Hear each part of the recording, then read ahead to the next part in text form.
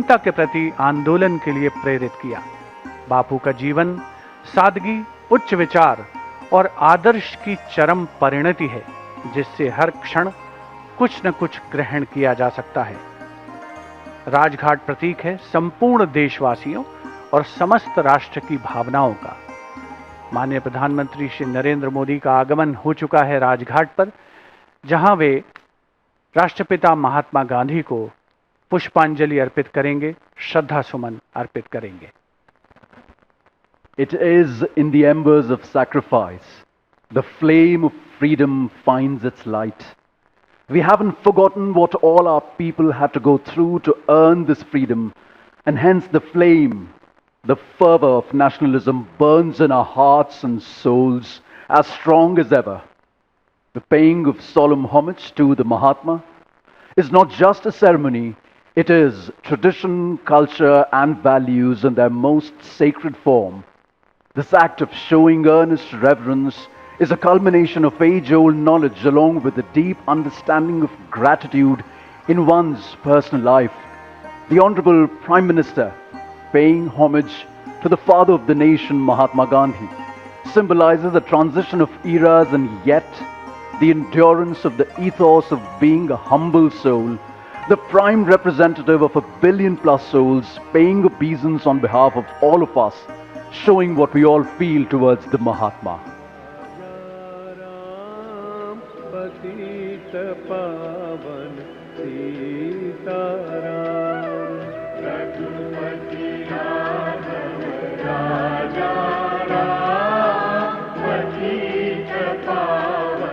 खुल रहे हैं देशभक्ति के सुर।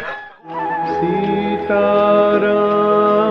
सीताराम भज प्यारे तू सीताराम सीता। माननीय प्रधानमंत्री श्री नरेंद्र मोदी का काफिला लोक कल्याण मार्ग से इंडिया गेट होते हुए राजघाट की ओर अब अग्रसर हो चला है। The cavalcade of the Honorable Prime Minister now moving swiftly towards Rajghat, where the Honorable Prime Minister will pay a solemn homage to the father of the nation, Mahatma Gandhi. Everything that we have today, whatever we see, is for us to protect, preserve and make it prosper. The sum total of lives laid down, dreams, aspirations, manifestations and a continuous arduous journey to make a Vikasit Bharat. The National Flag Guard, the contingents comprising 1 officer and 32 other ranks, right in front of the ramparts, awaiting the Prime Minister. India he dreamt of. For the journey may be long, the road may be challenging, and the world may test our resolve. But Mahatma Gandhi's message continues to guide us. Walk with truth, walk with courage. शांति के मसीहा राष्ट्रपिता महात्मा गांधी की समाधि पर माननीय प्रधानमंत्री श्री नरेंद्र मोदी ने कृतज्ञ राष्ट्र की ओर से पुष्पांजलि दी और श्रद्धा सुमन अर्पित किए। ऐतिहासिक लाल किले की प्राचीर के ठीक सामने नेशनल फ्लैग गार्ड के जवान अपनी जगह पर मौजूद हैं। नेशनल फ्लैग गार्ड की संयुक्त टुकड़ी है जिसमें थल सेना, नौसेना, वायुसेना और दिल्ली पुलिस के एक अधिकारी और 32 अन्य रैंक के कर्मी शामिल हैं। प्रधानमंत्री महोदय के राष्ट्रीय ध्वज फहराए जाने के बाद नेशनल फ्लैग गार्ड की संयुक्त टुकड़ी द्वारा तिरंगे को राष्ट्रीय सलामी दी जाएगी। मेजर लोकेंद्र सिंह शेखावत इस अंतर सेवा रक्षक और पुलिस रक्षक दल की कमान संभाल रहे हैं। हमारे स्पेशली माउंटेड कैमरा से ये विहंगम दृश्य लाल किला परिसर का आप तक पहुंच रहा है। ठीक सामने वंदे मातरम की प्रतिमूर्ति बनाते हुए भारत की युवा शक्ति, बाईं ओर के एनक्लोजर्स में स्पेशली इनवाइटेड गेस्ट जिन्होंने भारत सरकार की अलग अलग योजनाओं का लाभ लिया है।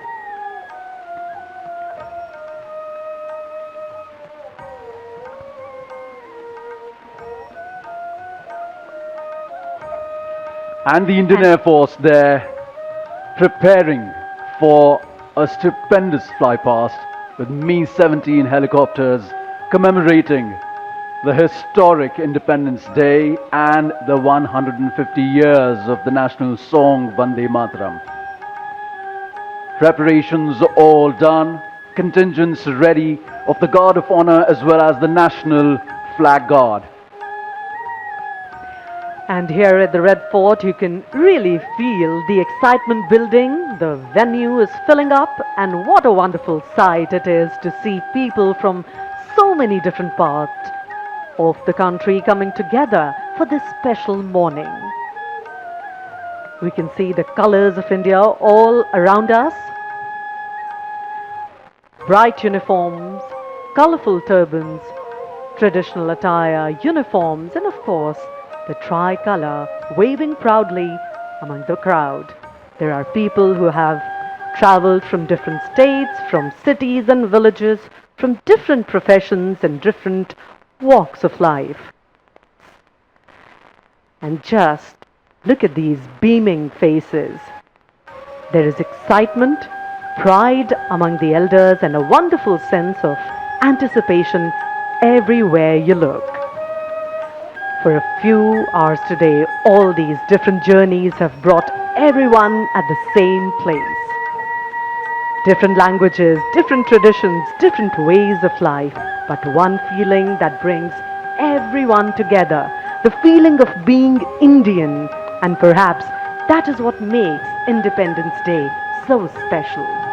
The National Guard of Honor and the Guard of Honor ready at their feet, smart and stoic. Upon his arrival at the Red Fort, the Prime Minister will be received by Raksha Mantri Shri Rajnath Singh, Raksha Rajya Mantri Shri Sanjay Seth and Defence Secretary Shri Rajesh Kumar Singh. The Defence Secretary will introduce the General Officer Commanding GOC Delhi Area, Lieutenant General Rajesh Sethi, to the Honourable Prime Minister. The GOC Delhi Area will then conduct the Prime Minister to the saluting base, where a combined inter-services and Delhi Police Guard will present general salute to Shri Narendra Modi. Thereafter, the Prime Minister will inspect the Guard of Honor.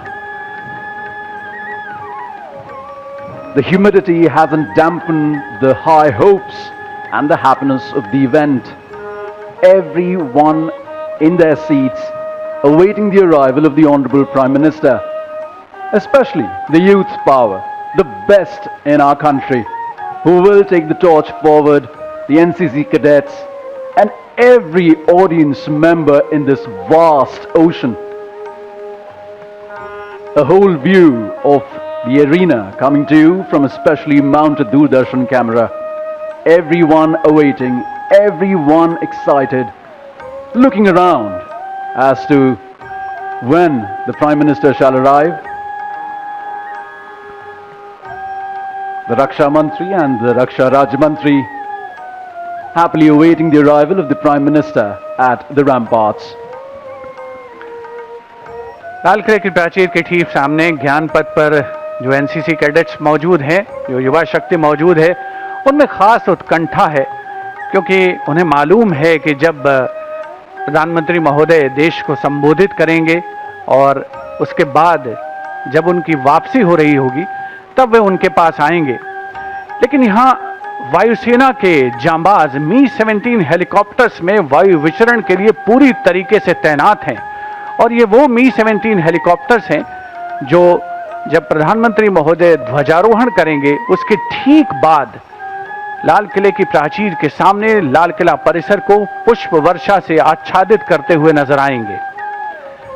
मौसम चाहे कैसा भी हो, परिस्थितियां अनुकूल हों या प्रतिकूल हों, लेकिन देश के स्वाधीनता दिवस समारोह में भाग लेने वाले प्रतिभागियों का उत्साह, उनका जज्बा देखते ही बनता है। हर आम और खास व्यक्ति आज के इस राष्ट्रीय उत्सव के समारोह में जुड़कर खुद को बेहद खुश, प्रसन्न और भाग्यशाली महसूस करता हुआ नजर आता है। And this is truly a moment for these children, these cadets who are here at the Independence Day celebrations. Imagine being from varied parts of the country and then coming together in unison, getting prepared, getting ready, reaching here early in the morning and then excitedly waiting for the Honourable Prime Minister and his inspiring words, and there's the cavalcade of the Honorable Prime Minister, now swiftly moving towards the ramparts of the Red Fort. माननीय प्रधानमंत्री श्री नरेंद्र मोदी का काफिला लाल किले की प्राचीर पर पहुंच रहा है। सधी हुई रफ्तार से अग्रसर ये काफिला, ब्यूगलर्स का बिगुल घोष इस बात का परिचय देता हुआ कि माननीय प्रधानमंत्री महोदय देश के सर्वोच्च नेतृत्व का आगमन हो रहा है। दुनिया के सबसे बड़े लोकतंत्र के प्रमुख का आगमन हो रहा है लाल किला परिसर में।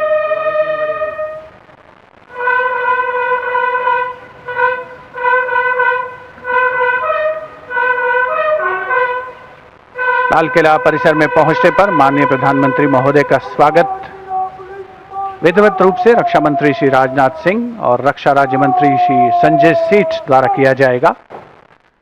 रक्षा सचिव श्री राजेश कुमार सिंह भी वहां पर उपस्थित हैं, जो प्रधानमंत्री महोदय का परिचय GOC Delhi area lieutenant general Rajesh Sethi से कराएंगे।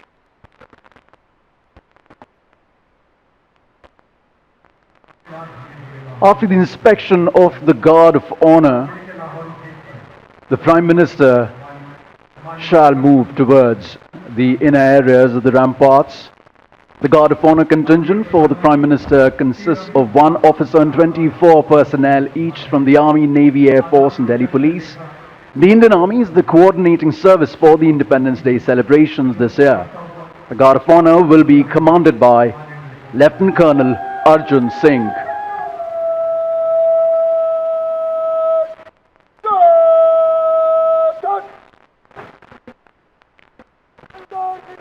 Guard commander lieutenant colonel Arjun Singh, माननीय प्रधानमंत्री महोदय का आगमन होता हुआ लाल किले की प्राचीर पर विधिवत स्वागत के लिए उपस्थित रक्षा मंत्री श्री राजनाथ सिंह, रक्षा राज्य मंत्री श्री संजय सेठ, रक्षा सचिव श्री राजेश कुमार सिंह।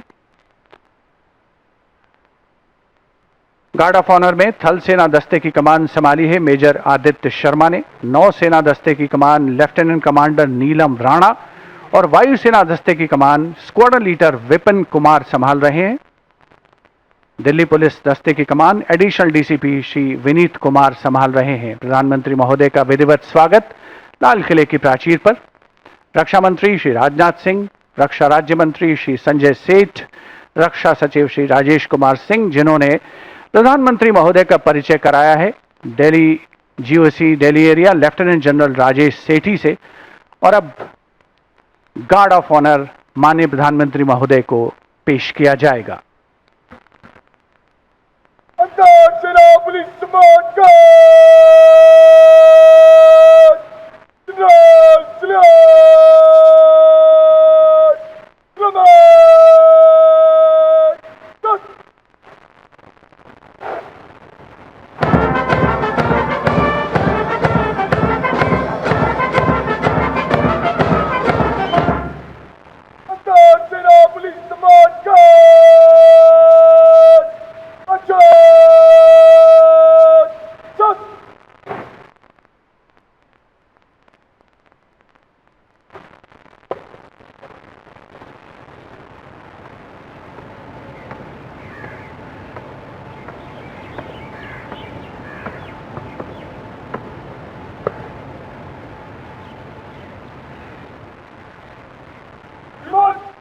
सेना पुलिस कमान गार्ड निरीक्षण के हजरत।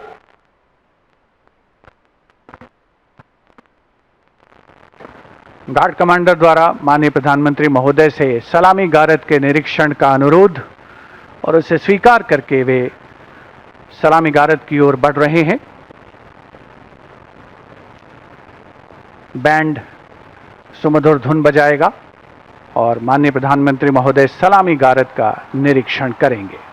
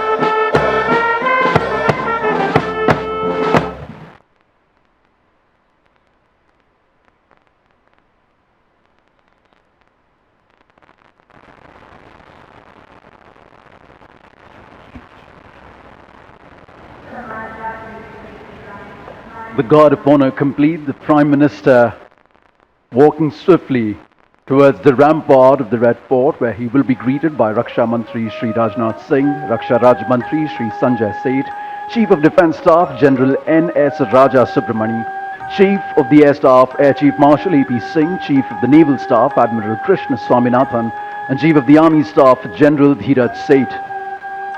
The General Officer commanding Delhi area will conduct the Prime Minister to the dais on the ramparts to hoist the national flag. The Prime Minister swiftly, smartly walking through the Lahori gate, now moving towards the central courtyard right behind the ramparts of the Red Fort. सम्मान गारद का निरीक्षण करने के उपरांत प्रधानमंत्री महोदय लाल किले की प्राचीर की ओर अग्रसर विशाल और भव्य लाहौरी गेट प्रवेश के लिए, जहां पर एक काठ का पुल है, 41 फीट ऊंचा और 24 फीट चौड़ा ऊंचा मेहराबदार दरवाजा, जिसकी 3 मंजिलें हैं। प्रधानमंत्री महोदय लाल किले की प्राचीर की ओर अग्रसर हो रहे हैं और कुछ ही समय के उपरांत वे यहां उपस्थित अपार जनसमूह को संबोधित करेंगे। तो ये तस्वीरें सीधे लाल कोट से देख रहे हैं आप, जहां पर प्रधानमंत्री नरेंद्र मोदी लाल किले की प्राचीर की ओर बढ़ते हुए, और जब भी ये खास मौका होता है लाहौरी गेट से एंट्रेंस तय होती है। ये तस्वीरें जहां वंदे मातरम आप देख रहे हैं, और आज पहली बार 150 वर्षों के बाद वंदे मातरम गीत गाया जाएगा। पहली बार आज विशेष गायन होगा। प्रधानमंत्री नरेंद्र मोदी लाल किले की प्राचीर की ओर बढ़ते हुए, जहां वो तिरंगा फहराएंगे और देश को संबोधित करेंगे। तस्वीरों में आपने देखा कि गृह मंत्री अमित शाह, नितिन गडकरी, केंद्रीय मंत्री सभी अपने परिवार के साथ आज प्रधानमंत्री महोदय का पहुंचे हुए हैं। प्राचीर पर आगमन हो रहा है, जहां उनका स्वागत रक्षा मंत्री और ये तस्वीरें सीधे लाल कोट से। श्री संजय सेठ, आज रक्षा सचिव भारत आजादी का 80वां वर्ष मना रहा है, जनरल NS और ऐसे में सुब्रमणी, जो विकसित भारत जनरल धीरज सेठ, नौसेना का अध्यक्ष सपना हर एक भारतवासी ने देखा है, एयर चीफ मार्शल साकार होने की दिशा में हर रोज हम थोड़ा थोड़ा आगे बढ़ रहे हैं। इससे पहले आपने देखा प्रधानमंत्री नरेंद्र मोदी ने प्रधानमंत्री महोदय अन्य विशिष्ट अतिथिगण सलामी ली, अपने अपने निर्धारित स्थान की ओर और ये अग्रसर होते तस्वीरें हुए खचाखच लाल कोट भरा हुआ, उत्सुक और सबको केवल प्रधानमंत्री नरेंद्र मोदी का इंतजार। उद्बोधन की। आपको याद होगा वो दौर जब 2014 से पहले लाल किले की प्राचीर पर जब भी प्रधानमंत्री भाषण के लिए आते थे, उस वक्त एक बुलेट प्रूफ शील्ड हुआ करती थी। लेकिन 2014 के बाद से तस्वीर बदली, और जब प्रधानमंत्री नरेंद्र मोदी लाल किले के सामने का इलाका बतौर देश के प्रधानमंत्री वो पद पर विराजमान हुए, उसके बाद से ये चीजें हटी, जो दर्शाता है कि आज का नया भारत किसी से नहीं डरता, आज का नया भारत किसी के सामने नहीं झुकता, आज का नया भारत पहले तो किसी को छेड़ता नहीं, लेकिन अगर कोई छेड़ता है तो आज का नया भारत उसे छोड़ता भी नहीं है, क्योंकि आज का नया भारत वो भारत है जो आंखें नीची नहीं करता। आज का नया भारत आंखें दिखाता है। हमने देखा कैसे एयर स्ट्राइक हुआ, हमने देखा कैसे सर्जिकल स्ट्राइक हुआ, हमने देखा कि कैसे पुलवामा के बाद भारत ने पाकिस्तान को घुटनों पर लाकर खड़ा कर दिया। और ये सिर्फ आज की कहानी नहीं है, भारत हमेशा से आंखें नीची नहीं करता, वो सीना तान के सबके सामने खड़ा होता है, चाहे वो 65 का युद्ध हो, चाहे 71 का युद्ध हो, चाहे 99 का युद्ध हो। 71 का वो दौर था जब भारत ने पाकिस्तान को चारों खाने चित किया और घुटनों पर लाकर खड़ा कर दिया।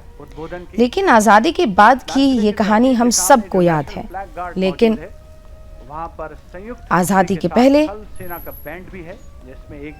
जब भारत अपनी स्वतंत्रता की लड़ाई लड़ रहा था, उस वक्त देश के वीर सपूतों ने अपना खून बहाया, अपने खून से इस मिट्टी को सींचा है, तब जाकर आज हमें ये आजादी का महोत्सव मनाने का अवसर प्राप्त हुआ है।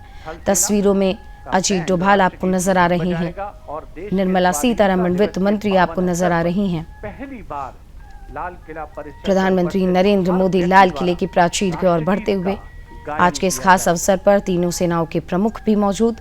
Let freedom reign. The sun never set on so glorious a और human achievement. बहुत ही भव्य तरीके से लाल कोट को सजाया गया है और साथ ही आज सभी मंत्रियों ने अपने आवास पर भी तिरंगा फहराया। तस्वीरें देखिए, नागरिक और उड्डयन मंत्री राम मोहन नायडू, नितिन गडकरी, गृह मंत्री अमित शाह सभी अपने परिवार के साथ आज लाल कोट पहुंचे हुए हैं। देश अपना 80वां स्वतंत्रता दिवस मना रहा है। आमतौर पर जब उम्र बढ़ती है तो लोग बूढ़े होते हैं, लेकिन भारत उम्र बढ़ने के साथ साथ और जवान हो रहा है। भारत देख रहा है कि यहाँ के युवा किस तरीके से भारत को आगे बढ़ाने में अपना योगदान दे रहे हैं, चाहे वो किसी भी क्षेत्र में हो, चाहे वो मोबाइल मैन्युफैक्चरिंग से लेकर सेमीकंडक्टर की मैन्युफैक्चरिंग तक, वंदे भारत ट्रेन से लेकर हमारे 80वें स्वाधीनता दिवस समारोह हर की उस क्षेत्र एक में और भारत खास बात आगे बढ़ा है। इस बार जो एनक्लोजर्स हैं, ये तस्वीरें आप देख रहे हैं जहां पर और विशिष्ट रक्षा मंत्री राजनाथ सिंह भी आपको तस्वीरों में नजर आ रही हैं भारत की प्रमुख झीलों के नाम पर रखे गए हैं। और इनमें भटकल, इसके अलावा चंद्रताल, रक्षा मंत्री राजनाथ सिंह, विदेश मंत्री डॉक्टर एस जयशंकर भी मौजूद। और देखिए, प्रधानमंत्री को देखकर गजब का बच्चों में भी उत्साह।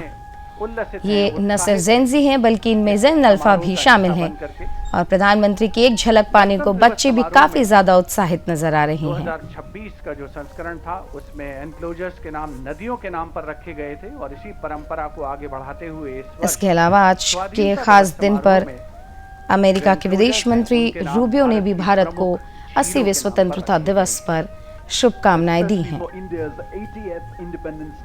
और आज स्वतंत्रता दिवस के अवसर पर दिल्ली में कड़ी सुरक्षा का पहरा है। 25,000 से अधिक जवान तैनात किए गए हैं।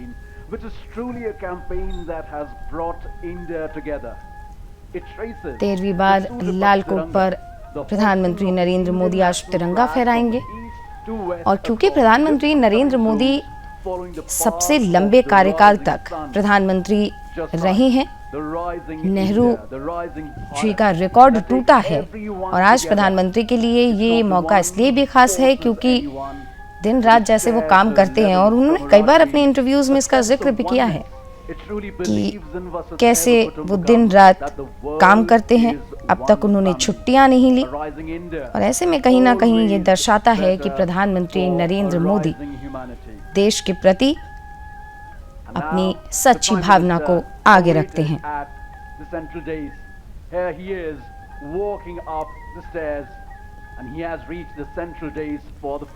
ये तस्वीरें लाल कोट से आप देख रहे हैं। प्रधानमंत्री नरेंद्र मोदी लाल किले की प्राचीर। This address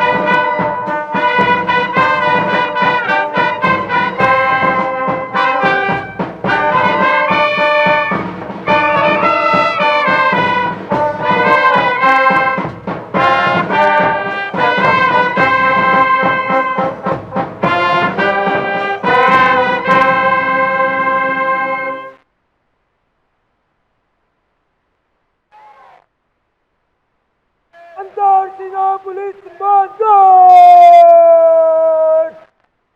राष्ट्रीय सलाम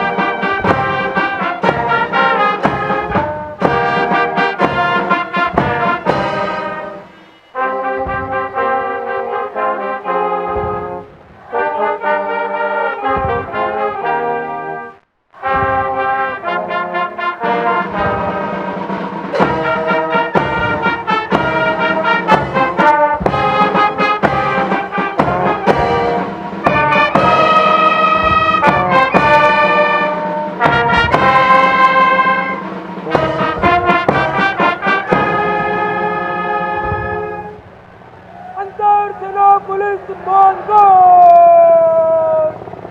बचाओ जय अंतर सेना police March After the hoisting of the national flag by the Honorable Prime Minister and the 21-gun salute, तो लाल कोट पर आज प्रधानमंत्री नरेंद्र मोदी ने 13वीं बार तिरंगा फहराया और गर्मजोशी और उत्साह के साथ आज सभी ने इस पल को अपनी नजरों में कैद किया। ये तस्वीरें हम सीधे आपको लाल कोट से दिखा रहे हैं। देखिए भारत का तिरंगा लिए आसमान में भी भारत अपना परचम कैसे लहरा रहा है। वंदे मातरम के 150 वर्ष पूरे होने के शुभ और पावन अवसर पर मी-17 हेलीकॉप्टर और का झंडा लेकर आसमान में प्रधानमंत्री नरेंद्र मोदी प्रधानमंत्री महोदय आगे बढ़ते हुए प्रधानमंत्री महोदय विशिष्ट दर्शक दीर्घा में मौजूद और प्रधानमंत्री नरेंद्र मोदी इस वक्त अभिवादन करते हुए नजर आ रहे हैं।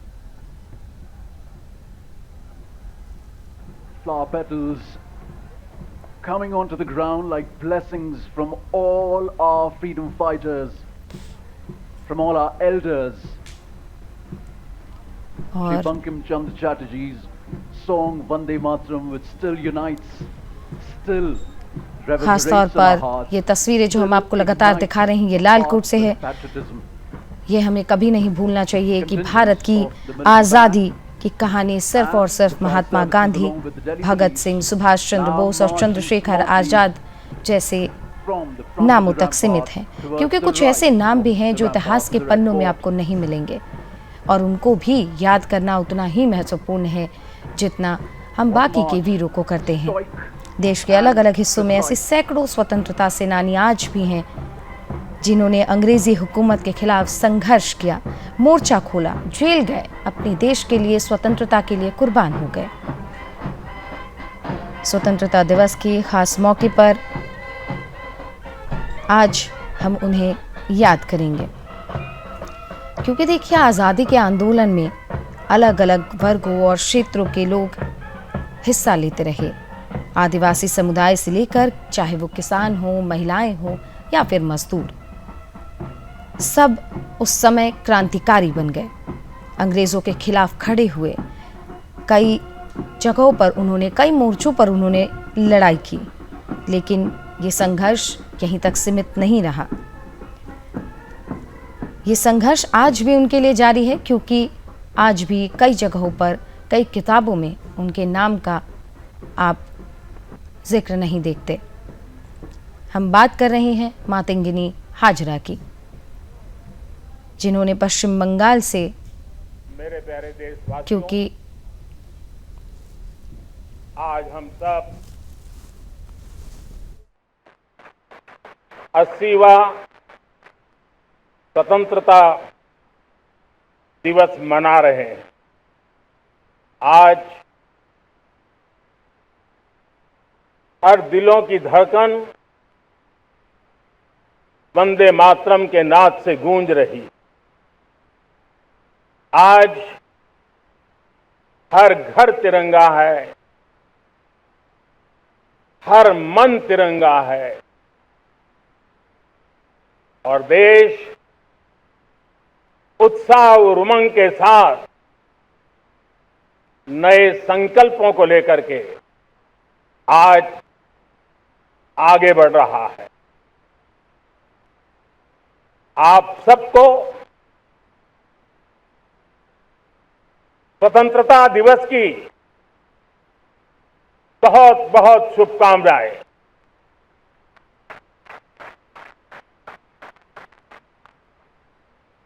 देश आज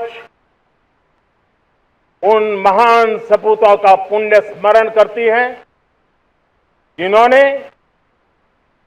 देश की आजादी के लिए त्याग बलिदान की पराकाष्ठा की। अपने तप त्याग और बलिदान से आजादी के एकमात्र लक्ष्य को लेकर के अपनी पूरी जिंदगी खपा दी। पूज्य बापू समेत सभी स्वातंत्र सेनानियों को बलिदान की महान परंपरा जगाने वाले महान क्रांतिकारियों को आज मैं श्रद्धापूर्वक नमन करता हूं।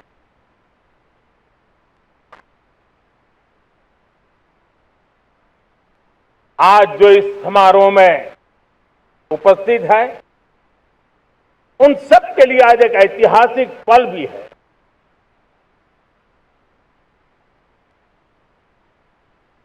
आजादी के बाद 15 अगस्त को लाल किले पर पहली बार वंदे मातरम गूंज रहा है।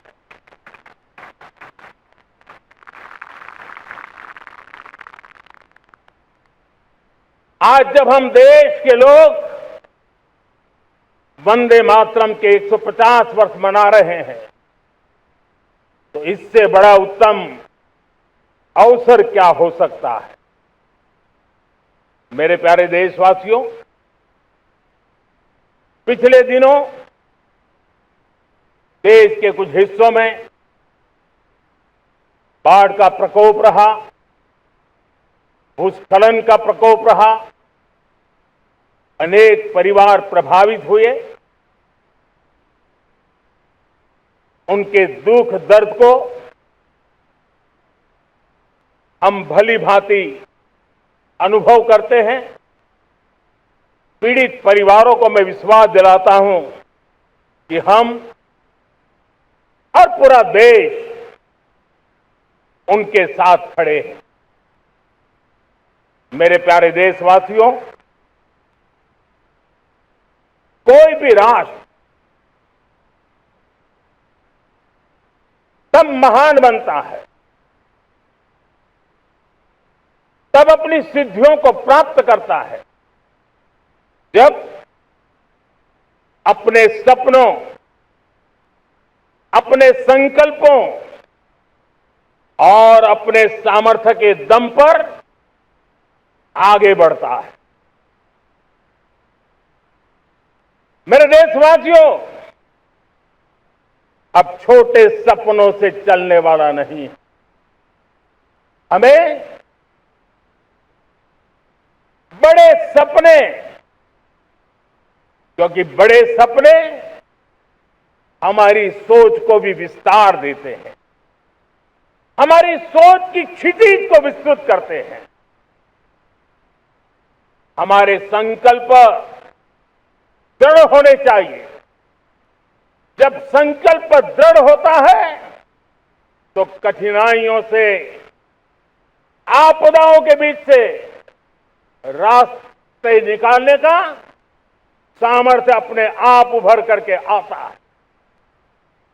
और मेरे प्यारे देशवासियों, हमारे संकल्प भी ऊंचे होने चाहिए, क्योंकि जब सपने ऊंचे होते हैं, संकल्प ऊंचे होते हैं, तो हमारे सामर्थ्य की ऊंचाई भी बढ़ती है, हमारे प्रयासों की ऊंचाई भी बढ़ती है, और तब जाकर के हम सपनों को साकार कर सकते हैं। मेरे प्यारे देशवासियों, आज भारत ने भी एक बहुत बड़ा सपना देखा, दृढ़ संकल्प के साथ देखा है। नई ऊंचाइयों को छूने के लिए देखा है।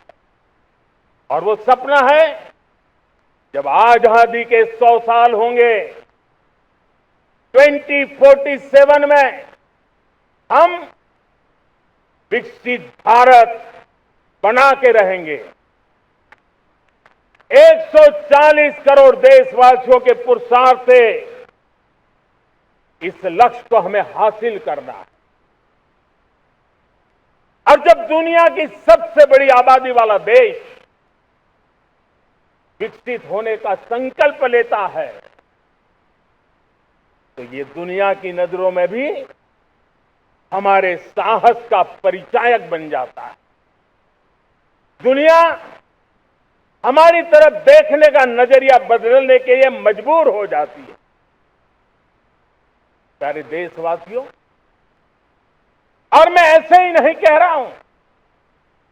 पिछले 12 वर्ष में देश के कोटि कोटि नागरिकों ने, दलित हो, पीड़ित हो, वंचित हो, आदिवासी हो, गांव में रहने वाला हो, शहर में रहने वाला हो, गरीब हो, मध्यम वर्ग का हो, युवा हो, बुजुर्ग हो, नारी हो, पुरुष हो, उत्तर हो, दक्षिण हो, पूर्व हो, पश्चिम हो, हर किसी ने पिछले 12 साल में एक संकल्प के साथ, समर्पण के साथ देश को नई ऊंचाइयों पर ले जाने में हर प्रकार से प्रयास किया है। मैं उनके इस प्रयासों का आदरपूर्वक स्वीकार करता, और उसी का परिणाम है कि इतने कम समय में 25 करोड़ देशवासी गरीबी को परास्त करके गरीबी से बाहर निकले हैं। इन्हीं देशवासियों का प्रयास का परिणाम है कि हम कभी फ्रेजाइल फॉल में गिरे जाते थे। 12 साल के भीतर भीतर हम एक मेजर इकोनॉमी में फास्टेस्ट ग्रोइंग इकोनॉमी बन गए हैं। साथियों, देश आजाद हुआ, बहुत सारे सपने लेकर के आजाद हुआ, लेकिन हम गति नहीं पकड़ पाए, रफ्तार नहीं पकड़ पाए। होती है, चलती है, अरे हो जाएगा, देखा जाएगा, उसी में खोए रहे।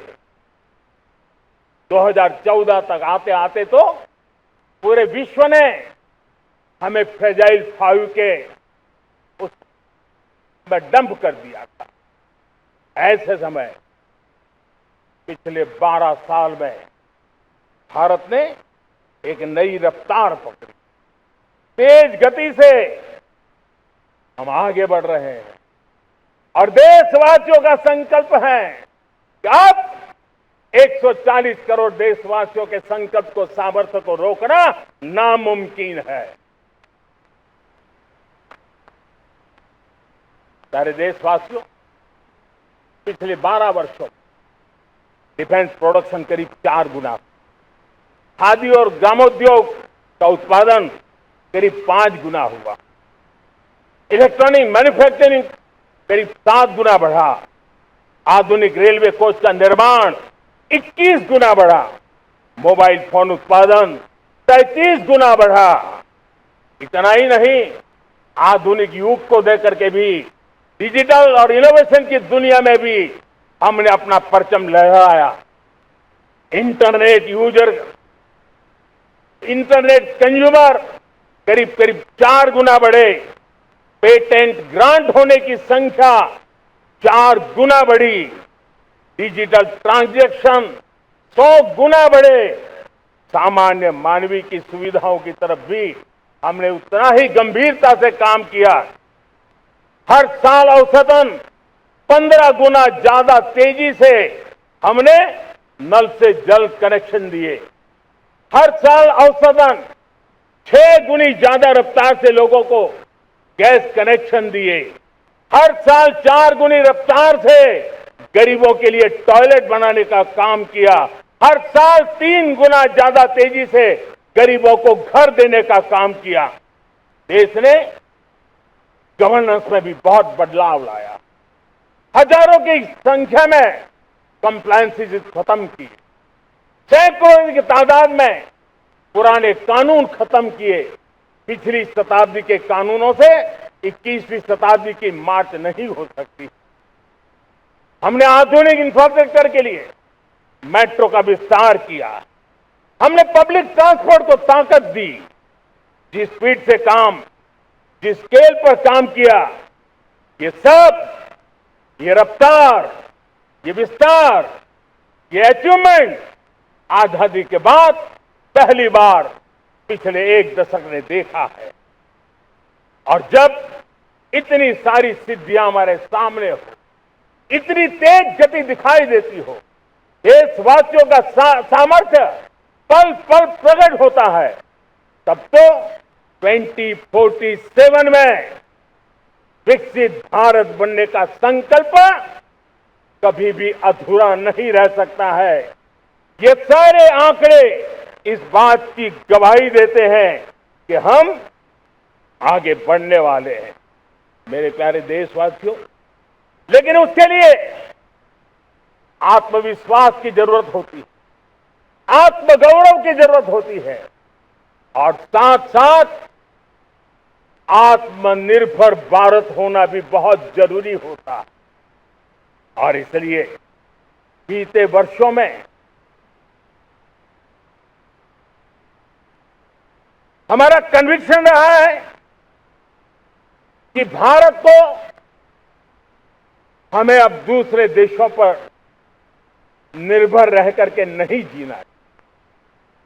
हमें आत्मनिर्भर बनना चाहिए। दुनिया में बहुत कुछ मिलता है, सस्ता मिलता है, जल्दी मिल सकता है, लेकिन उससे हमारा सामर्थ्य तैयार नहीं होता, न हमारे सामर्थ्य की कसौटी होती है। और इसलिए हमें भी अपनी क्षमताओं को बढ़ाना है। अपने हितों की सुरक्षा हमें खुद को करनी है। और इसलिए आत्मनिर्भर भारत का संकल्प बहुत दृढ़ता के साथ हम लेकर के आगे बढ़ रहे हैं। मेक इन इंडिया, स्वदेशी, वोकल फॉर लोकल, इन सारे क्षेत्रों में आज हर भारतीय का मन जुड़ रहा है। मेरे प्यारे देशवासियों, मैं आपको एक उदाहरण देता हूं सेमीकंडक्टर का। देश आजाद होने के बाद विश्व में तो सेमीकंडक्टर की चर्चा हो चुकी थी, हमारे यहां भी बातें होती थी, लेकिन सेमीकंडक्टर का कोई बड़ा प्लान हम आगे नहीं बढ़ा पाए। और आज स्थिति क्या है? आज की डिजिटल दुनिया में, आज की टेक्नोलॉजी में चिप का महात्म्य हम समझते हैं। कोई भी इलेक्ट्रॉनिक गुड्स होगा, हमारे मेडिकल इक्विपमेंट होंगे, हमारे ट्रांसपोर्ट के रास्ते होंगे, हर किसी में चिप अनिवार्य है। और इस चिप के बिना दुनिया थम जाए ऐसी स्थिति पैदा हो। और इसलिए भारत ने आत्मनिर्भर होने की दिशा में अपना सेमीकंडक्टर प्लांट, बड़ा सेमीकंडक्टर प्लांट, 3 सेमीकंडक्टर प्लांट शुरू हो चुके। और मुझे बताया गया है कि वहां जो प्रोडक्शन हो रहा है वो एक्सपोर्ट होना शुरू हो चुका है। और मैं देशवासियों को कहना चाहता हूं, आने वाले 7-8 वर्ष में और 5, 7 या 8 सेमीकंडक्टर प्लांट बहुत ही जल्द शुरू होने वाले। ये आत्मनिर्भर भारत हमें विकसित भारत की दिशा में जाने का महामार्ग दे। मेरे प्यारे देशवासियों, वैसे ही एक चर्चा क्रिटिकल मिनरल की हो रही है। पूरी टेक्नोलॉजी क्रिटिकल मिनरल पर निर्भर है। भारत इसमें भी अपने आप को सुरक्षित करने में जुटा हुआ है। क्रिटिकल मिनरल का लक्ष्य साझा किया जाए। नेशनल क्रिटिकल मिनरल ये हमने लॉन्च किया। बजट में क्रिटिकल मिनरल कॉरिडोर की हमने घोषणा की है। कई देशों के साथ एग्रीमेंट हो रहे हैं। विश्व के कई देश अब इस क्रिटिकल मिनरल के विषय में भारत के पर भरोसा करने लगे हैं। मेरे प्यारे देशवासियों, जैसे सेमीकंडक्टर की बात हो, क्रिटिकल मिनरल की बात हो, वैसे ही जिस टेक्नोलॉजी की दिशा में हम जा रहे हैं, दुनिया जा रही है, उसमें एनर्जी का महत्व और बढ़ता चला जा रहा है।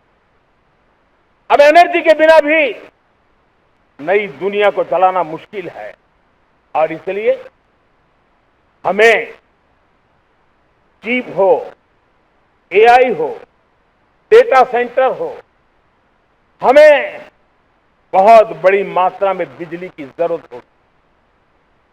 एनर्जी सिक्योरिटी ये हमारे समय की मांग है और इसलिए हमने पहले से ही उस दिशा में एक के बाद एक मजबूत कदम उठाए हैं। एनर्जी सिक्योरिटी का एक बड़ा माध्यम है परमाणु ऊर्जा, न्यूक्लियर एनर्जी। हमने पार्लियामेंट में शांति एक्ट पास कर करके एक नए लक्ष्य तरफ जाने का रास्ता तय कर लिया है। 2047 तक हम 100 गीगावाट न्यूक्लियर पावर का लक्ष्य लेकर के चल रहे हैं।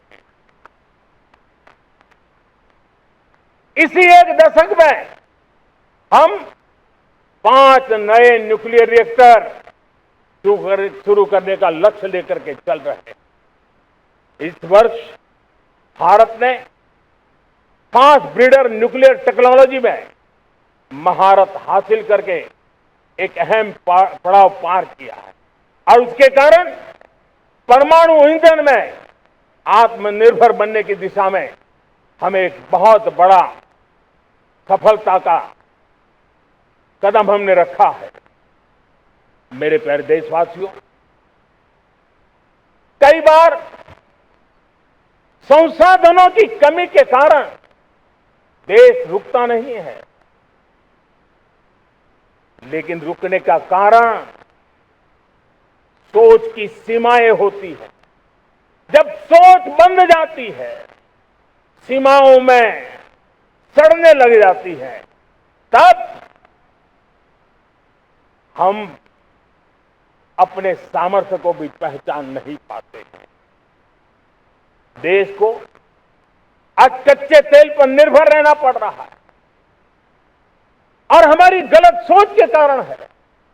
आप जान के हैरान हो जाएंगे, हमने समुद्री तट पे 99% हमारा समुद्री तट का पूरा हिस्सा ऐसी सोच के कारण नो गो एरिया घोषित करके रखा।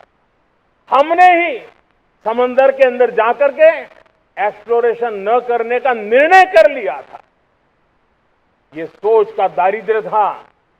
हमने फैसला किया ये नहीं चल सकता।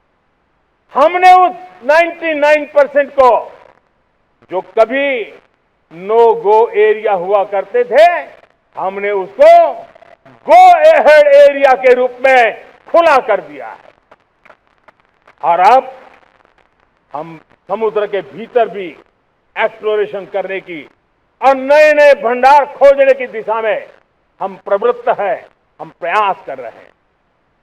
हमने पिछले वर्ष उसी दिशा में एक महत्वपूर्ण कदम रखते हुए समुद्र मंथन की घोषणा की और पिछले दिनों हमने 85,000 करोड़ रुपए इस काम के लिए आवंटित करके काम को गति देने का निर्णय कर लिया है। मेरे प्यारे देशवासियों, एनर्जी सिक्योरिटी, इसका मैंने कहा कि हमें ऑल्टरनेट स्रोतों की तरफ भी पूरी शक्ति लगाना बहुत जरूरी है और इसलिए ऊर्जा का सही इस्तेमाल बढ़ाते हुए भारत इसी दिशा में आज तेजी से काम कर रहा है। 2014 से पहले, मतलब आज से 12 साल पहले, हमारे देश में सिर्फ 70 शहरों में पाइप से गैस की व्यवस्था थी, पाइप से गैस डिस्ट्रीब्यूशन होता था। 12 साल में इन 70 शहरों को हमने 700 शहरों तक पहुंचा दिया है। ये होती है रफ्तार, ये होता है विस्तार। 2014 के पहले मुश्किल से 20-22 लाख घरों में पाइप से गैस पहुंचता था। आज 2.25 करोड़ घरों में पाइप से गैस पहुंचाने का काम हो रहा है। 12 वर्ष पहले देश में सोलर एनर्जी की कैपेसिटी सिर्फ 2 गीगावाट थी। 2 गीगावाट, आज 160 गीगावाट हमने प्राप्त किया है लक्ष्य। मेरे प्यारे देशवासियों, मैं एक और जानकारी देता हूं। हमने इसका लाभ देश के मध्यम वर्ग को, सामान्य परिवार को मिले, इस तरफ भी उतना ही ध्यान केंद्रित। हमने पीएम सूर्यघर मुफ्त बिजली योजना चालू की और आज मुझे संतोष है कि इतने कम समय में 50 लाख घरों का सोलर एनर्जी का काम हम आंकड़ा पार कर चुके हैं। तेजी से चल रहा है और इसके कारण हजारों घरों का बिजली बिल 0 हो गया है। हजारों घर अपनी बिजली का उपयोग करने से अतिरिक्त बिजली आज बेच करके कमाई कर रहे हैं। हर परिवार को हम इस काम के लिए 80,000 रुपया सरकार की तरफ से एक एक परिवार को मदद दी जा रही है, तब जाकर के हम इस काम को पूरा कर रहे हैं। मेरे प्यारे देशवासियों, आपको जानकर के हैरानी होगी, ये जो हमारी रेलवे है उसका इलेक्ट्रिफिकेशन का काम हमारे देश में 1925 में शुरू हुआ था। 1925 में इलेक्ट्रिफिकेशन का काम शुरू हुआ, लेकिन 90 साल में 1925 से लेकर के 90 साल में सिर्फ 30% रेल का इलेक्ट्रिफिकेशन हुआ था। यानी 90 साल में 30%। हमारी रफ्तार देखिए, लक्ष्य को पाने के लिए हमारी दौड़ देख लीजिए। हमने एक दशक के अंदर 100% काम पूरा कर दिया। 90 साल में 30%, 10 साल में 70%, ये होता है काम। और इसके कारण डीजल जो हमें बाहर से लाना पड़ता है उसकी बचत हुई, बिजली से हमारी ट्रेनें चली, पर्यावरण को फायदा होने लगा। मेरे प्यारे देशवासियों, हम यहां से नहीं रुके हैं, हम दुनिया के अंदर पीछे रहना नहीं चाहते। पिछले दिनों आपने खबर सुनी होगी, भारत ने ईंधन का नया क्षेत्र को भी छू लिया है। देश ने पहली हाइड्रोजन से चलने वाली ट्रेन शुरू कर दी और मुझे खुशी है, ये सबसे लंबी ट्रेन है और सबसे ताकतवर ट्रेन है और दुनिया में हाइड्रोजन ट्रेन के क्षेत्र में भी भारत ने अपना झंडा गाड़ दिया है। प्यारे देशवासियों, पिछले 10-12 साल हम लगातार 2047 के लक्ष्य को पाने के लिए दौड़ रहे हैं, एक के बाद एक सोपान सिद्ध कर रहे हैं। हमने सोचा भी नहीं था कि हमें इसमें भी कुछ मुसीबतों का झेलना पड़ेगा। पिछले 10-12 वर्ष में कितने संकटों का सामना करना पड़ा। कोरोना जैसी वैश्विक महामारी ने पूरी दुनिया को चिंता में डाल दिया। सारी व्यवस्थाएं चरमरा गई। कोरोना से बाहर निकले, युद्ध की विभीषा की खबरें आने लगी। कहीं यूक्रेन तो कहीं पश्चिम एशिया, हर जगह पर तनाव का माहौल। और पता नहीं भविष्यवेत्ताओं ने तो न जाने क्या क्या घोषणाएं कर दी थी। देश को डराना, देश को भयभीत रखना, देश को चिंतित रखना, इसी में कुछ लोगों को आनंद आता है। वैक्सीन नहीं मिलेगी, कोविड में लोग बचेंगे नहीं, कुछ भी नहीं होने वाला। वेस्ट एशिया का क्राइसिस आया, पेट्रोल पंप पे पेट्रोल नहीं मिलेगा, गैस नहीं मिलेगा, डीजल नहीं मिलेगा, फर्टिलाइजर नहीं मिलेगा। सारी दुनिया भर की अफवाहें फैला करके भारत के लोगों को भयभीत करने का, डराने का, चिंता के अंदर डुबो देने का कुछ लोगों को आनंद आ रहा था। लेकिन देश ने देख लिया कि पिछले 10-12 साल की सुविचारित योजनाएं रंग ला रही है और हम इतने बड़े संकट के बावजूद भी नागरिक देवो भव के मंत्र को लेकर के जीते हुए भारत ने जो तैयारियां की थी, एक के बाद एक कदम उठाया था। सोचा नहीं था कि संकट आएगा, लेकिन उस संकट के समय में ये सारी चीजें काम आ गई और आज देश में गैस भी है, पेट्रोल भी है, यूरिया भी है। हम अपनी ताकत के ऊपर खड़े हो रहे, चल रहे। मेरे प्यारे देशवासियों, दुनिया के इन संकटों का प्रभाव हर किसी पर हुआ, हम भी अछूते नहीं। यूरिया के दाम दुनिया में 3,000 रुपया पहुंच गए एक बोरी का। आज भी हम मेरे देश के किसानों को वो बोझ सहने के लिए मजबूर नहीं कर रहे। सरकार अपने कंधों पर वो बोझ उठा रहा है और दुनिया से जो 3,000 रुपया में यूरिया का बोरा हमें मिलता है, वो हमारे किसानों को हम सिर्फ 300 रुपये में दे पाते हैं। इतना ही नहीं, डीएपी आज दुनिया में बाजार 5,000 पहुंच चुका है। लेकिन मेरे देश के किसानों को दिक्कत ना हो, इसलिए 1,350 रुपये में आज भी डीएपी देने का काम हम कर रहे हैं।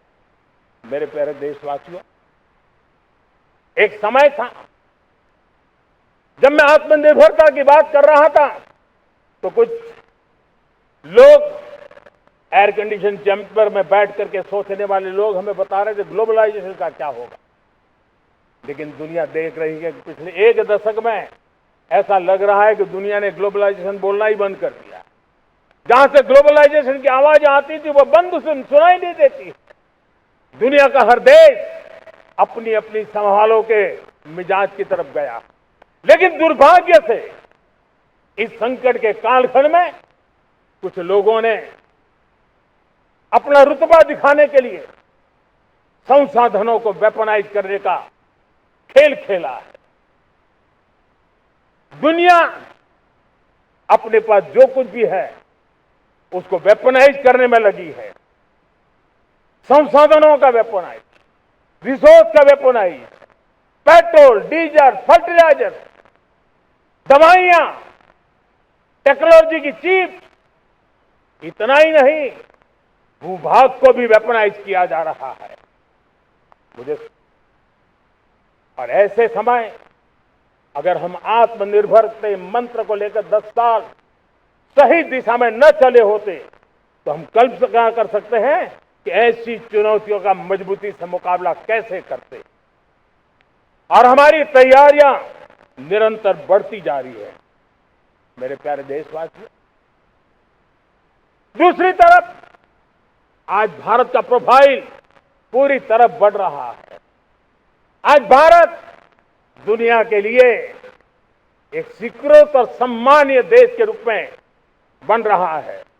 भारत के पास स्थिर पॉलिटिकल मैंडेट है, स्थिर सरकार है, भारत का वाइब्रेंट लोकतंत्र है, भारत का मजबूत न्यायतंत्र है और हम सबको दिशा देने वाला भारत का संविधान है। और अब दुनिया हमारे इन सामर्थ्य को पहचानने लगी है और इसलिए 2014 के बाद दुनिया करीब करीब 40 देशों के साथ हमारा FTA एग्रीमेंट हो रहा है। अब देखिए कितना बड़ा अवसर आया है, लेकिन ये जो ट्रेड एग्रीमेंट हुए हैं ये एक बहुत बड़ा अवसर है और इसलिए खास करके मैं मेरे MSMEs को कहना चाहूंगा कि हमें इस मौके को छोड़ना नहीं है। दुनिया में हमें पहुंचना है, भारत के उत्पाद की हर चीज विश्व के बाजार में पहुंचे और चाहे हमारा टेक्सटाइल हो, हमारी मशीनरी हो, हमने दवाइयां हो, हमने मौका छोड़ना नहीं है। लेकिन वैश्विक जो पैरामीटर्स हैं उस पैरामीटर को हमें पार करना होगा। हमें दुनिया से जो मिलता है उसे अच्छा देना पड़ेगा, दुनिया में जो मिलता है उसे सस्ता देना पड़ेगा। और पंजाब के लुधियाना से लेकर के तमिलनाडु के तिरुपुर तक हमारा टेक्सटाइल सेक्टर दुनिया में पहुंच सकता है। इतना ही नहीं, केरलम से लेकर के गुजरात और तमिलनाडु से लेकर के बंगाल, ये हमारा समुद्री तट, हमारे मछुआरे भाई बहन आज इस FTA के कारण हमारे श्रिप यानी झींगा उसके एक्सपोर्ट की बहुत संभावना बनी है। हमारे सी फूड की दुनिया में पहुंच बनने की संभावना पड़ी हुई है और इसलिए मैं चाहूंगा कि हम इस परिस्थिति का फायदा उठाते हुए, हम आगे चलते हुए हम इन कामों को पार करने के लिए प्रयास करें। मेरे प्यारे देशवासियों, मैंने जो भूमिका आपके सामने रखी है उसके पीछे 2047 का लक्ष्य इन मजबूत नींव पर खड़ा है। 2047 विकसित भारत का लक्ष्य हमने पिछले 10-12 साल में देशवासियों ने जो सामर्थ्य दिखाया है उस सामर्थ्य का हिस्सा है और इसलिए मेरे प्यारे भाइयों बहनों, सदी का 1/4 हिस्सा बीत चुका है और अगला 1/4 हमारे लिए अत्यंत महत्वपूर्ण है। अब हम रुक नहीं सकते हैं, हमारी गति नहीं रुक सकती है, हमारी दिशा तय हो चुकी है, हमें प्राप्त करके रहना है और इसके लिए हमें अपना वर्क कल्चर बदलना होगा। हमारे वर्क कल्चर को बदलते हुए हमें हमारी सोच को भी बदलना होगा, हमें हमारे काम की गति को भी बदलना होगा। जो काम पिछले 5-7 दशक में नहीं हुए हैं वो काम हमें आने वाले 5-7 साल में करने हैं और मेरा भरोसा है मेरे देश की युवा शक्ति पर, मेरे देश के नौजवानों पर, मेरे देश की माताओं को बहनों पर, मेरे देश के किसानों पर, मेरे देश के मजदूरों पर कि हम इस सपने को साकार कर सकते हैं। और इसलिए हमें रिफॉर्म की गति को भी आगे बढ़ाना है। और जब मैं रिफॉर्म की बात कर रहा हूं, रिफॉर्म नहीं हमारे लिए कोई कंपल्सन है, नहीं रिफॉर्म ये हमारे के लिए कोई बजबड़ है, हमारे लिए रिफॉर्म ये कन्विक्शन है। आउट ऑफ कन्विक्शन हम रिफॉर्म एक्सप्रेस पर चल पड़े हैं और हम आने वाले दिनों में भी नेक्स्ट लेवल रिफॉर्म की ओर बढ़ने वाले हैं। और इसलिए सरकार, समाज, उद्योग, उत्पादक, किसान, हर किसी ने अपनी ट्रेडिशनल व्यवस्थाओं में रिफॉर्म करना पड़ेगा, सोच में रिफॉर्म करना होगा, अपने लक्ष्यों को रिफॉर्म करना होगा। और इसलिए मेरे प्यारे देशवासी, हमें एक निश्चित दिशा में को लेकर के चलना होगा। मैं आज उस युग को भी याद करना चाहूंगा जब देश, भारत का सामर्थ्य सप्त सिंधु के रूप में हम जानते थे, हम समझते थे, हम सुनते थे। अब विकसित भारत बनाने के लिए हमें नई धारा चाहिए। आज लाल किले की प्राचीर से मैं देश के सामने शक्ति की सप्त धारा का आवाहन करता हूं। आने वाले 5-7 साल में जो पिछले 5-7 दशक में नहीं हुआ, वो सप्त धारा के सामर्थ्य से, शक्ति से हम देश को नई ऊंचाई, नई गति देंगे और नए लक्ष्यों को पार करने वाला सामर्थ्य देंगे। और इसके साथ साथ देश की युवा शक्ति का सामर्थ्य का भरपूर राष्ट्र निर्माण में उपयोग होगा। उनकी शक्ति जोड़ी जाएगी। आने वाले दिनों में जब मैं सप्तधारा की बात करता हूं, सप्तधारा की पहली शक्ति है मैन्युफैक्चरिंग पावर। मेरे प्यारे देशवासियों, हमें मैन्युफैक्चरिंग सेक्टर को बहुत आगे बढ़ाना होगा और प्रोडक्शन बढ़ाने के साथ साथ हमें छोटे छोटे पुर्जे भी बनाने हैं और बड़े बड़े प्रोडक्ट भी बनाने। पूरा वैल्यू चेन हमारा होना चाहिए और उसे लेकर के चलना। हमें कंपोनेंट भी चाहिए और हमें कंप्लीट मैन्युफैक्चरिंग भी चाहिए, कंप्लीट प्रोडक्ट भी चाहिए। डिजाइन से लेकर मैन्युफैक्चरिंग तक भारत को ग्लोबल सप्लाई चेन का भरोसामंद केंद्र बनना होगा। इसके लिए मैं 3 चीजों पर विशेष जोर देना चाहता हूं। मैन्युफैक्चरिंग के क्षेत्र में जो मेरे भाई बहन हैं, ये समय का ये अवसर है, इस अवसर को जाने मत दें और इसके लिए हमें कॉस्ट, क्वालिटी और स्केल, इसके विषय में वैश्विक मानदंडों से खरा उतरना पड़ेगा।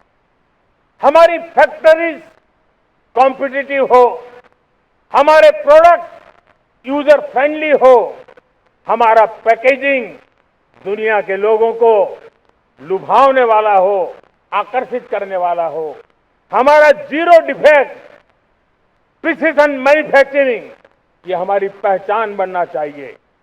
हर मैन्युफैक्चरर, हर एंटरप्रेन्योर, हर एमएसएमई से मैं कहना चाहता हूं, ग्लोबल मार्केट में हमारी पहचान विश्वसनीयता और गुणवत्ता के आधार पर होनी चाहिए।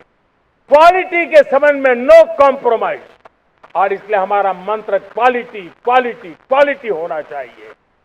यही हमारा ग्लोबल ब्रांड वैल्यू बनेगा। मेरे प्यारे देशवासियों, इस सप्तधारा की दूसरी शक्ति है कृषि और फूड प्रोडक्शन, फूड प्रोसेसिंग। हमें इस दिशा में आगे बढ़ना होगा। हमारे किसानों ने, अब दुनिया के बाजार खुल चुके हैं, एफपीए के कारण हमें एक बहुत बड़ा मार्केट मिल रहा है। हमें वहां पहुंचना है, हमें उस जगह को हाथ लगाना है। हमें खेत से लेकर एक्सपोर्ट मार्केट की ओर जाना होगा। हमारे पारंपरिक खान पान हो, हमारे मिलेट्स हो, हमारे मसाला हो, हमारे फल हो, फूल हो, क्या कुछ नहीं है हमारे पास, वो ग्लोबल ब्रांड्स बनने चाहिए। हमारे किसान केमिकल फ्री खेती को बल देंगे, दुनिया में इनकी मांग और बढ़ने वाली है। और जो ग्लोबल पैरामीटर्स के अंदर हर प्रकार से सिद्ध होने वाले हमारे एग्रो प्रोडक्ट होंगे, तो दुनिया में हम आसानी से पहुंच पाएंगे। मेरी सप्तधारा की तीसरी शक्ति है टेक्नोलॉजी और इनोवेशन। मेरे प्यारे देशवासियों, आज जमाना एआई का है, क्वांटम का है, स्पेस का है, रोबोटिक्स का है, डेटा सेंटर्स का है। पूरी तरह एक नया क्षेत्र खुल चुका है और इमर्जिंग टेक्नोलॉजी ये भी हर पल हमें चुनौती दे रही है। और इसलिए देश को दुनिया के लिए मार्केट नहीं बना देना, हमें इनोवेशन का हब बनना है। हमने यूपीआई और डिजिटल पब्लिक इंफ्रास्ट्रक्चर में लोहा मनवा लिया है, हमारी ताकत का परिचय करवा दिया है। अब भारत को डिजिटल पब्लिक टेक्नोलॉजी, उसको भी दुनिया के कोने कोने तक पहुंचाना है। भारत को नेक्स्ट जनरेशन कम्युनिकेशन टेक्नोलॉजी में लीड करना है। मेड इन इंडिया 6G हर कोने में पहुंचे, ये हमारा लक्ष्य होना चाहिए और हमें उसमें तेजी करनी चाहिए और इसके लिए हमारा प्रयास कम नहीं होना चाहिए। सप्तधारा की चौथी शक्ति है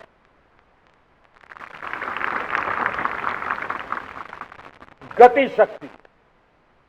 ये गति शक्ति देश के अंदर सीमलेस फास्ट कनेक्टिविटी पर हमें बल देना होगा। शहरों को हाई स्पीड रेल से हमें जोड़ना होगा। मॉडर्न हाईवे चाहिए, इनलैंड वाटरवेज चाहिए, एयरपोर्ट चाहिए, मल्टी मॉडल लॉजिस्टिक की व्यवस्था चाहिए। हमें पोर्ट को सिर्फ सामान उतारना चढ़ाने की जगह नहीं, दुनिया के शिप्स आकर के लंगर हो जाए इतना नहीं, हमें हमारे पोर्ट को पोर्ट लेड डेवलपमेंट ग्रोथ की दिशा में हमें आगे बढ़ना होगा। हमारी पांचवी शक्ति है सप्तधारा की, वो है रक्षा शक्ति। और ये रक्षा शक्ति का महत्व हर प्रकार से है। मेरे प्यारे देशवासियों, डिफेंस में आत्मनिर्भर होना अब भारत ने अनुभव कर लिया, दुनिया ने अनुभव कर लिया है, इसके बिना कोई चारा नहीं है। विश्व जब अपनी अपनी ही सोच रहा है, तब भारत विश्व के लिए बाजार बन करके नहीं रह सकता। हमें डिफेंस के क्षेत्र में आत्मनिर्भर होना होगा। Next generation defence technology develop करके हमें ग्लोबल सप्लायर बनने की दिशा में हमें लक्ष्य लेकर के चलना है। हमें ड्रोन, काउंटर ड्रोन सिस्टम को विकसित करना होगा और हाइपरसोनिक डिफेंस टेक्नोलॉजीज, उस पर हमें लीडरशिप लेनी होगी। साथियों, साइबर सुरक्षा भी आज हर घर के लिए एक समस्या बन रही है। वो भी एक रक्षा का क्षेत्र है जिसमें हमारे युवाओं की जो सामर्थ्य है, उस सामर्थ्य का उपयोग हम देश के और दुनिया के लिए कर सकते हैं। हमारी सप्तधारा की छठी शक्ति है ग्रीन इकोनॉमी, ब्लू इकोनॉमी, जो ग्रीन जॉब को भी जन्म देती है। हमें green hydrogen, renewable energy, energy storage, green mobility, green manufacturing in global scale हमें पा करके रहना है। हमें दुनिया जब ग्लोबल वार्मिंग की चर्चा करती रहती है, हम रास्ते खोजते रहते हैं, हम समस्याओं का समाधान दे रहे हैं। और भारत ये ग्रीन मूवमेंट का बहुत बड़ा सामर्थ्य लेकर के चलिए। भारत के पास ब्लू इकोनॉमी के लिए भी बहुत बड़ा अवसर है। बहुत बड़ा लंबा हमारा कोस्टलाइन है। ब्लू इकोनॉमी के लिए बहुत बड़े अवसर है। फिशरीज है, कोस्टल टूरिज्म है, ओशन टेक्नोलॉजी है। ऐसे कितने ही क्षेत्र हैं जिसमें हम आगे बढ़ सकते हैं। मेरे प्यारे देशवासियों, भारत सप्तधारा की जब बात करके लेकर चला है, तब हमारी सातवीं धारा है और दुनिया के लिए इसका अपना भी एक महत्व है, और वो है भारत का सॉफ्ट पावर। भारत के सॉफ्ट पावर की ताकत है। आज योग ने पूरी दुनिया को भारत के साथ जोड़ के रखा हुआ है। योग दुनिया के लिए एक ऊर्जा बनता जा रहा है, भारत के लिए विश्वास का बड़ा कारण बनता जा रहा है। जिस भारत के पास आस्था के केंद्र हो, जिस भारत के पास आयुर्वेद हो, जिस प्रकार से भारत के पास होलिस्टिक हेल्थ केयर की व्यवस्था हो, हील इन इंडिया का मूवमेंट हो, हम दुनिया के अंदर हमारे सामर्थ्य को लेकर के जा सकते हैं। हैंडीक्राफ्ट हो, संस्कृति हो, हमारी फिल्में हो, हमारा क्रिएटिव वर्ल्ड हो, वीएफएक्स हो, हमारा एनिमेशन हो, हमारी गेमिंग हो, डिजिटल कंटेंट हो, क्रिएटिव वर्ल्ड के अंदर भारत अपना रुतबा दिखा सकता है। हमने उसको वैश्विक सामर्थ्य के रूप में विकसित करना होगा। आज भारत ने वेव समिट को एक बहुत बड़ी ताकत दी है। दुनिया धीरे धीरे भारत का ये जो world audio visual and entertainment summit है, उसकी राह देखता रहता है, और वो भारत के सॉफ्ट पावर को, भारत के क्रिएटिव दुनिया को परिचित करेगा। मेरे प्यारे देशवासियों, भारत के पास विशाल वन्य संपदाएं हैं। हमारे पास 100 से ज्यादा नेशनल पार्क है। क्षमता बहुत है, लेकिन विदेशी टूरिस्टों को आकर्षित करने में हम कम पड़े हैं।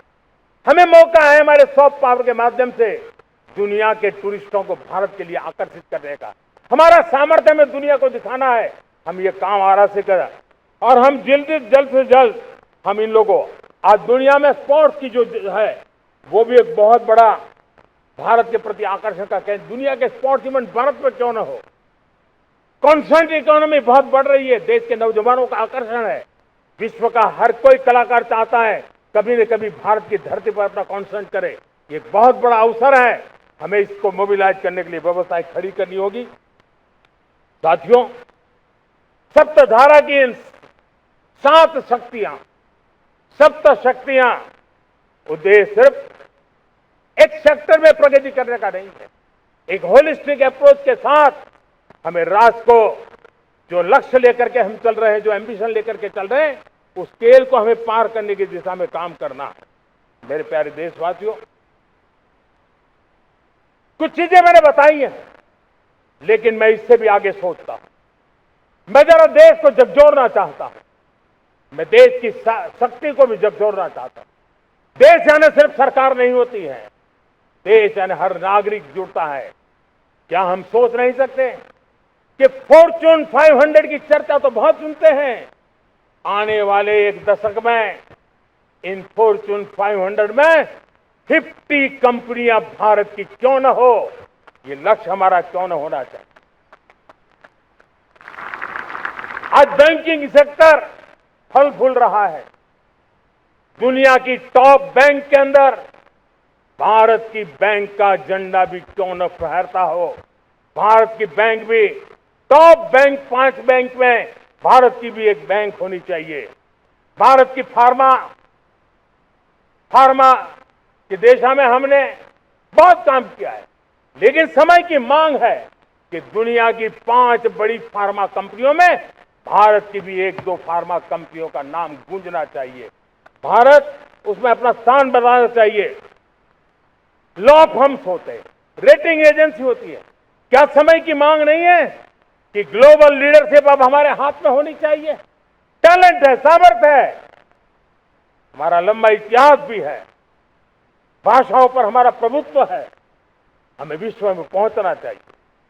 हमारी कोई कंसल्टिंग फर्म, अकाउंटिंग फर्म दुनिया के टॉप फर्म्स के अंदर क्यों नहीं होनी चाहिए? भारत की टेक्नोलॉजी कंपनियां दुनिया के अंदर सिरमौर हो, ये हमारा लक्ष्य होना चाहिए। हमारे ऐसे ब्रांड हो जिससे दुनिया आकर्षित होती हो, हमारे ब्रांड हमारे देश की पहचान हो और विश्व के लिए एक डेस्टिनेशन बन जाए। उस दिशा में हमें काम करना है।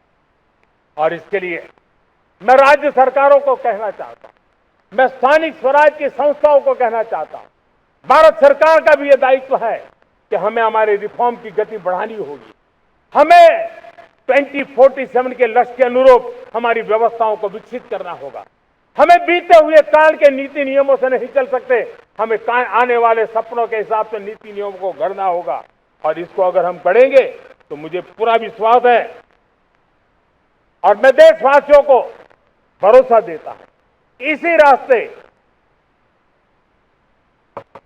मेहनत में कोई कमी न करते हुए हम विकसित भारत का सपना पार करके रहेंगे। हमें सबको मिलकर के चलना है। केंद्र सरकार हो, राज्य सरकार हो, इंडस्ट्री हो, हम सब ने मिलकर के आगे बढ़ना है। हमें रिफॉर्म्स करते रहना है, रिफॉर्म्स को आगे बढ़ाते रहना है। और मैंने पहले भी कहा था, हम रिफॉर्म कंपल्सन से नहीं, कन्विक्शन से कर रहे हैं, लक्ष्य को प्राप्त करने के लिए कर रहे हैं। मेरे प्यारे देशवासियों, जब मैं विकसित भारत की बात कर रहा हूं, देश को तेज गति से आगे बढ़ाने की बात कर रहा हूं, उसका सबसे बड़ा लाभार्थी कौन है? इन सारे प्रयासों का सबसे बड़ा साधक कौन है? अगर साधक है तो मेरे देश का युवा है, मेरे देश की युवा शक्ति है। विकसित भारत की यात्रा में युवाओं की बहुत बड़ी भूमिका है। इतना ही नहीं, विकसित भारत का सबसे बड़ा लाभार्थी भी मेरे देश का युवा है। और इसलिए हमें विकसित भारत के लक्ष्य को युवाओं के साथ जोड़ करके आगे बढ़ाना है। युवाओं हमारी सर्वोच्च प्राथमिकता के साथ हमें आगे बढ़ना है। साथियों, पिछले 10-12 साल में उस दिशा में बहुत कुछ हुआ है। स्टार्टअप इंडिया अभियान, आज पूरे देश में 2.5 लाख से ज्यादा रजिस्टर्ड स्टार्टअप बन गए। देश के नौजवान खुद तो काम कर रहे हैं, अनेकों को रोजगार दे रहे हैं। 1 लाख करोड़ रुपया इनोवेशन फंड भारत सरकार ने घोषित किया है।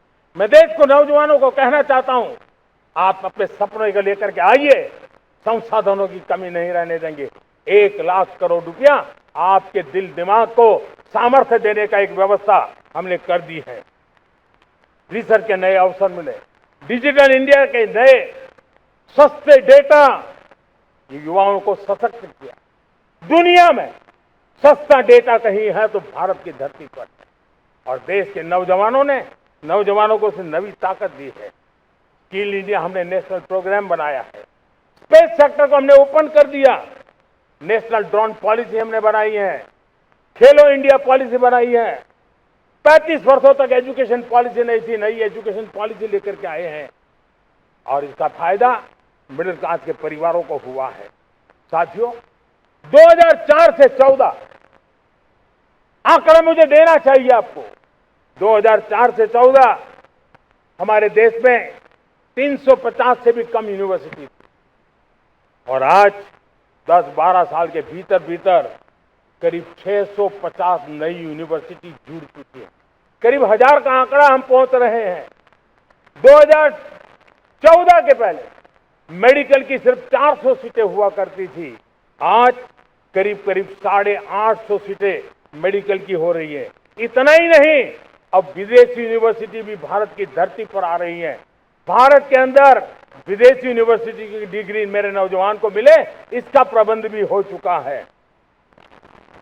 हमारे देश के युवा मन बचपन से ही टेक्नोलॉजी की तरफ आकर्षित हो, उस दिशा में हम काम कर रहे हैं और इसलिए हमने करीब 10,000 से अधिक अटल टिंकरिंग लैब छोटे छोटे बच्चों के हवाले कर दी है ताकि उनका इनोवेशन और टेक्नोलॉजी के अंदर उनका मन बने।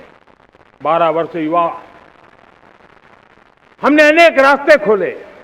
हम स्टार्टअप ओपन कर दिया। आपने देखा होगा भारत के प्राइवेट स्टार्टअप 28 साल की एवरेज उम्र के बच्चों ने, नौजवानों ने दुनिया में पहले ही ट्रायल में अपना सैटेलाइट लॉन्च कर दिया और रॉकेट लॉन्च कर दिया। उन्होंने बहुत बड़ा काम कर दिया साथियों।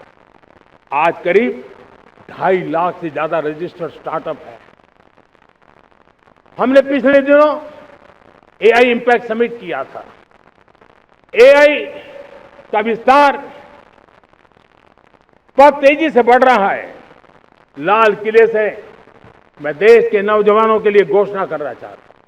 हमने तय किया है कि आने वाले 1 वर्ष में 1 करोड़ युवाओं को एआई स्किल के लिए ट्रेनिंग देने का हम काम करेंगे ताकि हमारा देश का नौजवान एआई की दुनिया में भी नेतृत्व करने का सामर्थ्य। मेरे साथियों, बायो इकोनॉमी एक नया क्षेत्र है। एक समय था 2014 के पहले सिर्फ 60,000 करोड़ रुपए का बायो इकोनॉमी का काम होता था।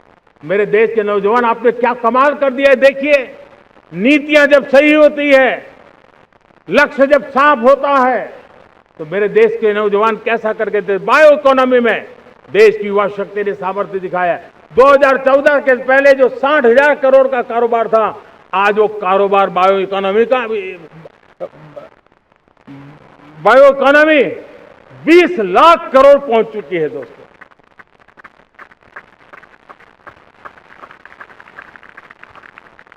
दो 2009-10 का कालखंड था, सिर्फ 25 लाख इलेक्ट्रिक व्हीकल हमारे देश में बिके थे। 1.5 लाख इलेक्ट्रिक व्हीकल बिके थे 2009-10 में। 1.5 lakh electric vehicle.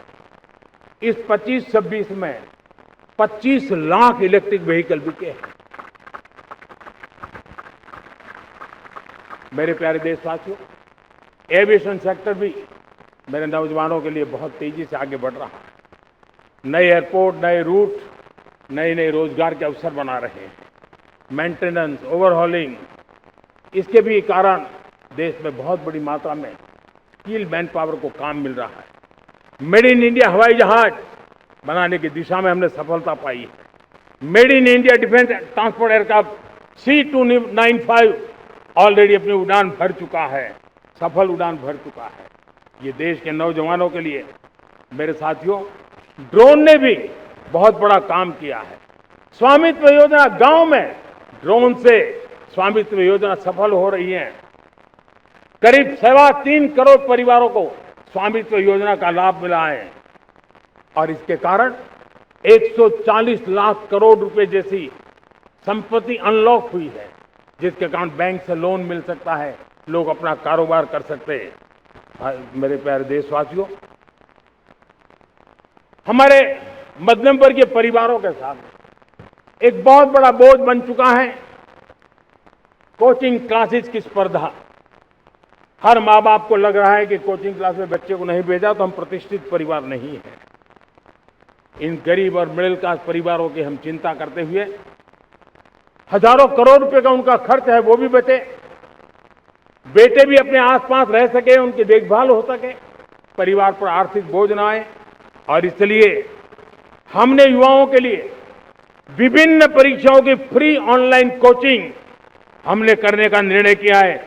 Digital public infrastructure है, हमारे पास उत्तम टैलेंट है, टीचर्स हैं, उन संसाधनों को जोड़ करके हम देश के नौजवानों को फ्री कोचिंग देने का एक पूरा नेटवर्क हम खड़ा करने वाले हैं। मेरे प्यारे देशवासियों, मैं हमेशा कहता आया हूं, जो खेले वो खिले। जब मैं खेले वो खिले की बात कर रहा हूं, तब मेरे प्यारे देशवासियों, आज भारत खेल की दुनिया में अपनी जगह बना रहा है। अब खेल के पोडियम में भारत का राष्ट्रगीत सुनाई देता है, भारत का राष्ट्रगान सुनाई देता है, भारत का तिरंगा झंडा लहराता दिखाई नजर आ रहा है।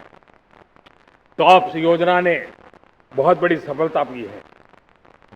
खेलो India games, university games, winter games, beach games, sports infrastructure, sports के लिए कोचिंग, स्पोर्ट्स मेडिसिन, स्पोर्ट्स के लिए न्यूट्रिशन, इन सारे विषयों में भारत अब महारत करने की दिशा में आगे बढ़ रहा है।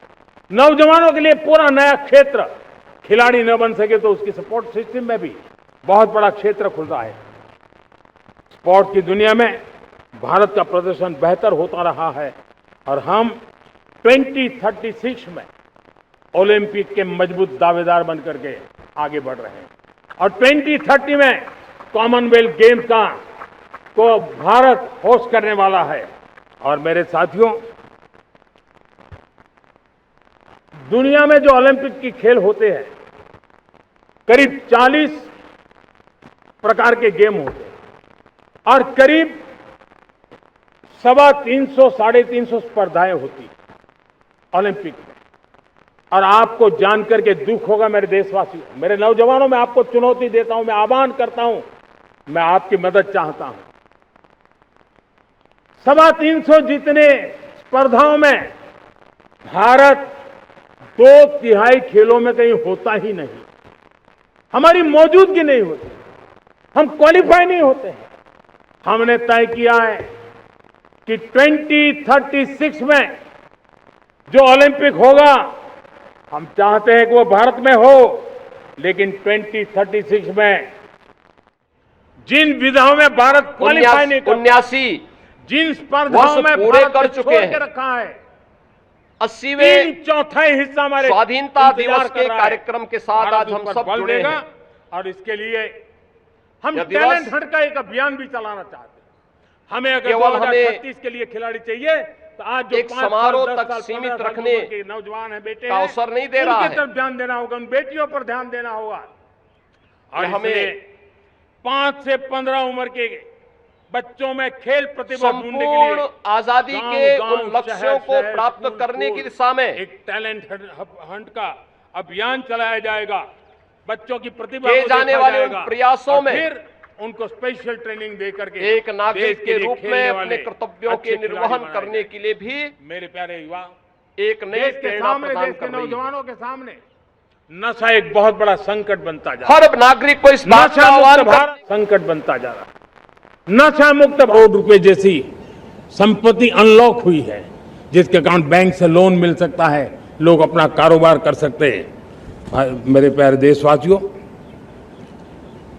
हमारे मध्यम वर्गीय परिवारों के सामने एक बहुत बड़ा बोझ बन चुका है कोचिंग क्लासेस की स्पर्धा। हर माँ बाप को लग रहा है कि कोचिंग क्लास में बच्चे को नहीं भेजा।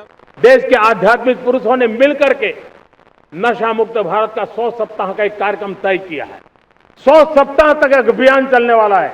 मैं हर परिवार को कहना चाहता हूं कि आप भी इस अभियान का हिस्सा बने, आप इसके साथ जुड़िए और देश के नशा मुक्त भारत के सपने को पूरा करने के लिए आप आगे आइए। मेरे प्यारे देशवासियों, 21वीं सदी में दशकों पुरानी जो चुनौतियां हैं, उन चुनौतियों को खत्म करना बहुत अनिवार्य है। नक्सलवाद, माओवाद लाखों युवाओं के भविष्य को तबाह कर दिया, अनेक माताओं के दुधमल नौजवानों को छीन लिया, बर्बाद कर दिया, हर मां बाप के सपनों को चूर चूर कर दिया। इस नक्सलवाद ने 4 दशक तक हिंदुस्तान के बहुत बड़े हिस्से को, बहुत बड़ी आबादी को दबोच करके रखा था, बंदूक के नोक पर दबोच करके रखा था, संविधान की धज्जियां उड़ा दी थी और देश के सामान्य नागरिकों की रक्षा में 3,500 से ज्यादा हमारी पुलिस के, सुरक्षा बल के जवान शहीद हो गए। युद्ध के अंदर जितने सैनिक मरते हैं, उससे ज्यादा हमारे पुलिस जवानों को जान की बाजी लगानी पड़ी ताकि देश के सामान्य मानवी को सुरक्षा मिले। ये नक्सलवाद ने धरती को लहूलुहान कर दिया था। 2014 में आपने जब हमें मौका दिया, उसी दिन हमने संकल्प लिया था कि हम देश को नक्सलवाद से मुक्त करेंगे। और आज मुझे खुशी है कि नक्सली माओवादी हिंसा आखिरी सांस भी शायद रहने की अब तो ताकत नहीं रही है। पूरी तरह उसे खत्म करने की दिशा में जहां पर कभी नक्सलवादियों की गोलियां चलती थी, जहां पर कभी धरती रक्त रंजित रहा करती थी, आज उसी नक्सल क्षेत्रों में, उसी इलाकों में नक्सल मुक्त होने के कारण विकास, विश्वास और प्रयास का तिरंगा लहरा रहा है। मेरे प्यारे देशवासियों, लेकिन इस चुनौती को हमने कम नहीं आंकना। इस चुनौती से हमें और भी सावधान रहने की जरूरत है। वर्षों तक देश की सत्ता में माओवादी सोच के लोग गलियारों में अपनी जगह बना करके बैठे थे। सरकारी कमेटियों में सलाहकार के रूप में भी ये माओवादी सोच ने नीतियों को प्रभावित किया था। मेरे प्यारे देशवासियों, जंगलों में हमें हथियारी नक्सलों का खात्मा बुलाने में, उस संकट से देश को मुक्त कराने में सफलता मिली है। लेकिन हथियारी नक्सल तो गए, लेकिन दिमागी नक्सल, ये दिमागी नक्सल मौके की तलाश में है, हिंसा अराजकता के वो रास्ते खोज रहे हैं